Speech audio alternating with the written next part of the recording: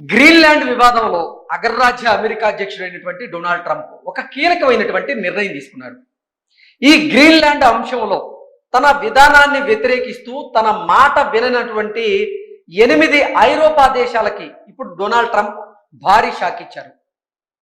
ఆ 8 ఐరోపా దేశాల నుంచి అమెరికాకి దిగుమతవుతున్నటువంటి వస్తువుల మీద 10% అదనపు సుంకాన్ని విధిస్తూ డొనాల్డ్ ట్రంప్ ఇప్పుడు 8 ఐరోపా దేశాలకు షాక్ ఇచ్చారు.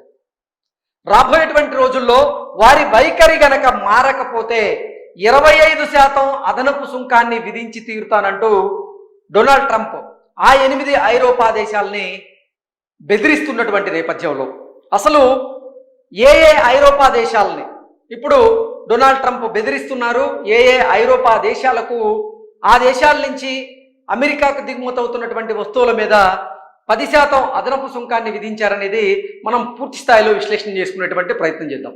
గ్రీన్లాండ్ విషయంలో తమ విధానాన్ని వ్యతిరేకిస్తున్న 8 ఐరోపా దేశాలపై 10% అదనపు సుంకం విధిస్తున్నట్లుగా అమెరికా అధ్యక్షుడు డొనాల్డ్ ట్రంప్ ప్రకటించారు. ఈ దేశాల నుంచి అమెరికాకి దిగుమతి అయ్యేటువంటి సరుకులపై 10% అదనపు సుంకం ఫిబ్రవరి నుంచి అమల్లోకి వస్తుందని శనివారం ఆయన తన సోషల్ మీడియా వేదికగా ఒక పోస్టులో పేర్కొనడం జరిగింది. ఆ 8 ఐరోపా దేశాలు ఏంటి అంటే Denmark, Norway, Sweden, France, Germany, Britain, Netherlands, Finland దేశాలకు ఈ సుంకం వర్తిస్తుందని డొనాల్డ్ ట్రంప్ తన సోషల్ మీడియా వేదికగా చేసినటువంటి పోస్టు ద్వారా ఆయన తెలిపారు. గ్రీన్లాండ్ను అమెరికా సంపూర్ణంగా కొనుగోలు చేయడంపై జూన్ 1 కల్లా అంగీకారం కుదరకపోతే ఈ సుంకాన్ని 25% పెంచుతామంటూ డొనాల్డ్ ట్రంప్ హెచ్చరించేటువంటి ప్రయత్నం చేశారు. సో ఈ గ్రీన్లాండ్ వివాదంలో డొనాల్డ్ ట్రంప్ అవలంబిస్తున్నటువంటి విధానం ఏదైతే ఉందో ఆ విధానాన్ని వ్యతిరేకిస్తున్నటువంటి 8 ఐరోపా దేశాలకి ఇప్పుడు డొనాల్డ్ ట్రంప్ అయితే భారీ షాక్ ఇచ్చారు. ఆయా దేశాల నుంచి అమెరికాకి దిగుమతవుతున్నటువంటి వస్తువులు ఏవైతే ఉన్నాయో ఆ వస్తువుల మీద 10% అదనపు సుంకాన్ని విధిస్తూ డొనాల్డ్ ట్రంప్ నిర్ణయం తీసుకుని ఆయన తన సామాజిక మాధ్యమాల ఖాతాల ద్వారా ఒక పోస్ట్ పెట్టడం, ఆ పోస్ట్ ఇప్పుడు వైరల్గా మారడం మనం చూస్తూ ఉన్నాం.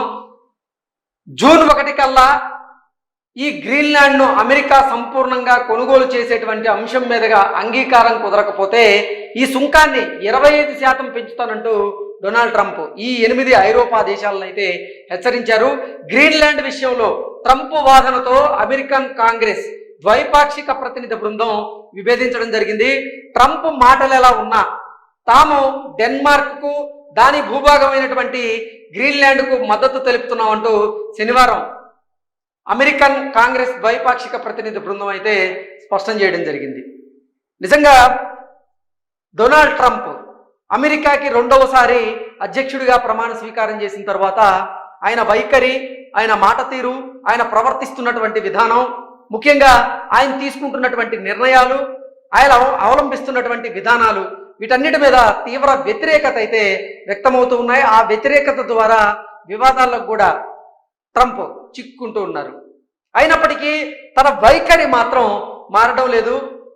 వెనుజులాలో ఈ మాదక ద్రవ్యాల అక్రమ రవాణా జరుగుతుందనేటువంటి కారణం చూపించి వెనుజులా మీద అమెరికన్ సైన్యంతో దాడి చేయించారు. ఆ తర్వాత వెనుజులా అధ్యక్షుడిని కూడా ఎలా నిర్బంధించారో మనందరం చూసాం. ఆ తర్వాత మెక్సికో మీద కూడా దాడి చేస్తాం అంటూ డొనాల్డ్ ట్రంప్ వారిని కూడా బెదిరించేటువంటి ప్రయత్నం అయితే చేయడం జరిగింది. ఆ తర్వాత ఇరాన్ మీద కూడా మేము దాడి చేస్తాము అంటూ అగ్రరాజ్య అమెరికా అధ్యక్షుడు డొనాల్డ్ ట్రంప్ ఆయన వారిని బెదిరించేటువంటి ప్రయత్నం చేయడం చూసాం మనం. ఇప్పుడు ఈ 8 ఐరోపా దేశాలను కూడా బెదిరించేటువంటి ప్రయత్నం చేస్తున్నాడు. అసలు డొనాల్డ్ ట్రంప్కి ఆయన చేతికి అధికారం ఇస్తే కోతి చేతికి కొబ్బరి చెప్పి ఇచ్చినట్లే అన్నట్లుగా చాలామంది వారి అభిప్రాయాన్ని సామాజిక మాధ్యమాల్లో వ్యక్తపరుస్తూ ఉన్నారు. నిజంగా ట్రంప్ కొన్ని నిర్ణయాలు తీసుకుంటూ ఉంటే ఆ నిర్ణయాల వల్ల ప్రపంచ దేశాలకు సంబంధించినటువంటి ఆ ప్రతినిధులు అలాగే ప్రజలు కూడా తీవ్ర ఇబ్బందులకి గురవుతున్నటువంటి పరిస్థితులను అయితే మనం చూస్తూ ఉన్నాం. అయినా సరే తన వైఖరిలో మాత్రం మార్పు రావడం లేదు. ఇప్పుడు ఈ 8 ఐరోపా దేశాలను అయితే ఆయన బెదిరించేటువంటి ప్రయత్నం చేస్తున్నాడు. అలాగే రష్యా నుంచి భారత్ చమురును కొనుగోలు చేస్తుందనేటువంటి కారణం చూపించి భారత్ మీద కూడా అదనంగా 25% సుంకాన్ని ఆయన విధిస్తున్నటువంటి పరిస్థితిని మనం చూస్తూ ఉన్నాం. ఇంకా ఆ సుంకాన్ని పెంచుతామంటూ కూడా ఇటీవల కాలంలో ట్రంప్ మోదీ గారిని బెదిరించేటువంటి ప్రయత్నం చేశారు. అంటే ఆ ఉడతూపులకి మోదీ భయపడేటువంటి పరిస్థితి ఉండదు కాబట్టి నిజంగా డొనాల్డ్ ట్రంప్ హెచ్చరికల్ని అసలు భారత ప్రధాని అయినటువంటి నరేంద్ర మోదీ గారు బేఖాతరు చేయలేదు. నిజంగా దాన్ని అసలు అంతా పట్టించుకోలేదు, వదిలేశారు. కాబట్టి ఆయన ఇప్పుడు మిగతా దేశాలను కూడా కొన్ని కారణాలు చూపించి వారిని బెదిరించేటువంటి ప్రయత్నం అయితే చేస్తూ ఉన్నారు. నిజంగా అన్ని దేశాలకు కూడా అమెరికా అధ్యక్షుడైనటువంటి డొనాల్డ్ ట్రంప్ శత్రువుగా మారేటువంటి ఆ పరిస్థితులు ఉన్నాయా అంటే ఉన్నాయనే కొంతమంది అంతర్జాతీయ నిపుణులు అయితే వారి శైలిలో విశ్లేషణలు అయితే చేస్తూ ఉన్నారు. డొనాల్డ్ ట్రంప్ తన వైఖరిని మార్చుకుంటారు లేదా అనేది రాబోయేటువంటి రోజుల్లో చూడాలి. ఇప్పుడున్నటువంటి పరిస్థితి ప్రకారంగా ఈ 8 ఐరోపా దేశాల మీద అయితే డొనాల్డ్ ట్రంప్ భారీ సుంకాన్ని అయితే విధిస్తూ ఉన్నాడు. Thank you so much.